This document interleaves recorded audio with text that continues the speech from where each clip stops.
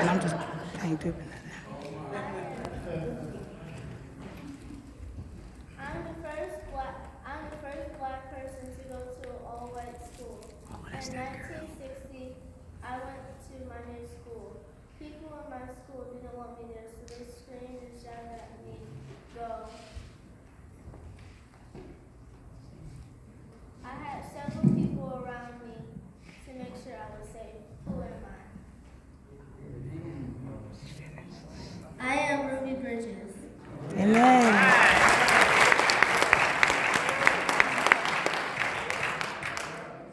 I was born Marguerite Annie Johnson on April the 4th, 1928 in St. Louis, Missouri.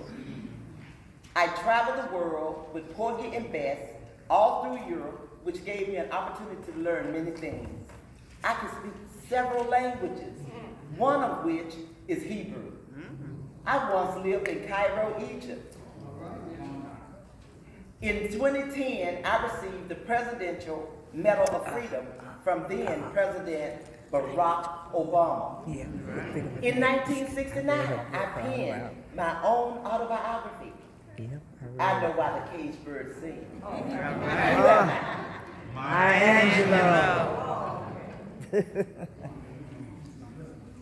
I was born January 26, 1892. I'm one of 13 children. My parents were sharecroppers.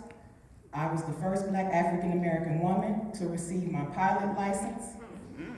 Because the United States denied me flying rights, I took it upon myself to go to France, learn French, and that is where I achieved my goal.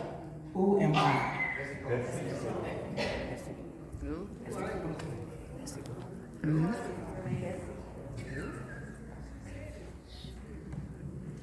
Good morning. Giving honor first to God, to the pastor and leader of this great congregation, and to my brothers and sisters in the faith. I count it as a privilege to stand before you for a few minutes this morning and talk about the uplifting of the Negro race.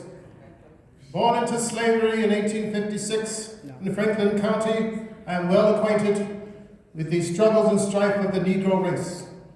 With no regard and no reward from this country, and no apology for its abusive treatment, we tilled the fields, cleared the forests, built railroads and cities, and brought forth treasures from the bowels of the earth. And yet my mind is clear on this: I will permit no man, no matter what his color may be, to narrow and degrade my soul by making me hated. With God's help, I believe I have completely rid myself of any ill feeling toward the southern white man for any wrong that he may have inflicted upon my race. I have been called an educator, author, orator, statesman, and some other names that I will not repeat. I stand firm in the belief that freedom for the soul is found within the pages of the Bible. Read your Bible every day, and you will see how healthily you will grow. We must learn to incorporate God's laws and our thoughts into God's words and acts. When I was 9 years old, a soldier came to the Burroughs plantation in Franklin County, Virginia, and announced to me and my mother Jane that the war was over and that all the slaves were free. When we moved to West Virginia, I sought to educate myself and was allowed to attend school, provided I work. From 4 a.m. to 9 a.m., I worked in the salt mine, and later, the coal furnace. Before I walked to class, at 16, I walked 500 miles to Hampton Institute. I believe it was my work ethic and my thirst for education that led the school's headmaster, General Samuel Chapman Armstrong, to offer me a scholarship at Hampton, and some years later recommended me to head Tuskegee Institute of Alabama, a place of higher learning for Negroes and the dream of Lewis Clark, a former slave. Tuskegee began his life in Butler Chapel AME Zion Church and eventually moved to a 100-acre site formerly used as a plantation. Tuskegee began so successfully that the president of Harvard University once declared that Tuskegee had turned out more self-made millionaires than Harvard, Yale, and Princeton combined. 38 trades and professions were offered, under teachers like George Washington Carver. The Tuskegee Airmen program became a symbol of pride, eventually producing such outstanding recruits like Lawton Wilkerson. My fundraising efforts for Tuskegee put me in the company of high society, such as Andrew Carnegie, J.P. Morgan, and John D. Rockefeller. I was received by Queen Victoria of England at Windsor Castle and Count Mark Twain among my acquaintances. I have counseled President William McKinley, President William Taft, and I was invited to eat with President Theodore Roosevelt at the White House with his family, causing such an uproar among white society, it may well have been called Guess Who's Coming to Dinner. Noted black composer Scott Joplin even wrote a song about the visit. Nevertheless, these relationships with white business leaders helped make Tuskegee a reality. Cast down your bucket where you are. Cast it down in making friends in every manly way of people of all races by whom you are surrounded.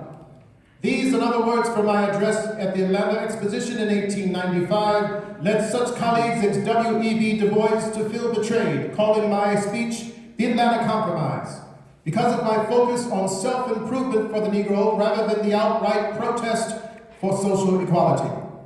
I can accept discrimination, lack of rights, and segregation for now, while we elevate ourselves toward independence. To that end, I founded the National Negro Business League, while Dr. Du Bois would go on to found the National Association for the Advancement of Colored People. Though we differed in our approaches, I believe we both desired the same outcome of uplifting for our race. I could go on to elaborate on the curious irony of the mass migration of Negroes from the Republican Party, the party of Lincoln and Emancipation, over to the Democratic Party, once dominated by white Southerners. But that is a conversation for another day. I oftentimes entertain myself with the notion that with God's grace and our diligence, Negroes will rise to great levels in business and society, will hold high office, perhaps even as president. Some may call me a dreamer, that such ambition is only born out of nonsense and folly. But in my experience throughout my journey from slave to mine worker, to counselor of presidents and leaders, to being the first Negro face on a U.S. postage stamp and U.S. coin, I have found that it is God who makes the impossible possible. I will simply leave you with these words from my autobiography, Up From Slavery, available at your local bookstore, Amazon, Target. Those who are happiest are those who do the most for others. If you want to lift yourself up, lift up someone else. Glory be to God. Thank you, and good day. That was excellent. Who am I? My name is Booker Taliaferro Washington. All right. Woo! That's excellent. Excellent. Excellent. Look at you. I really did enjoy the Wax Museum. But Helena, as you said, there were a few other presenters from this month, and I would really like to acknowledge them. At this time, I would like to just take the time to thank everyone who participated. Can we give them a round of applause?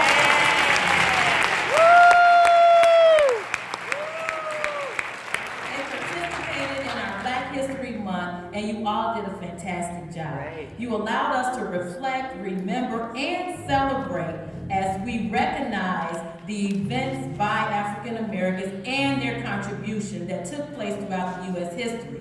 I would like to thank all the presenters. On first Sunday, we had our very own Gwen Evans. Would you please stand?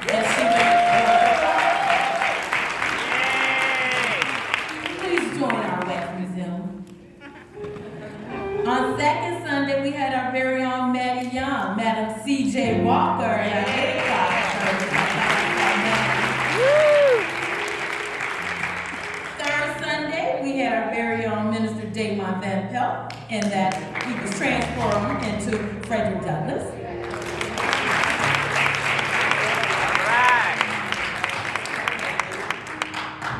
In our Wax Museum today, our very own Hazel Noble, Maya Angelou, Dennis Jackson, as he said, Booker T. Washington, Kamisha Johnson, Betsy Coleman, and our Breon Crawford, Ruby Bridges. You guys get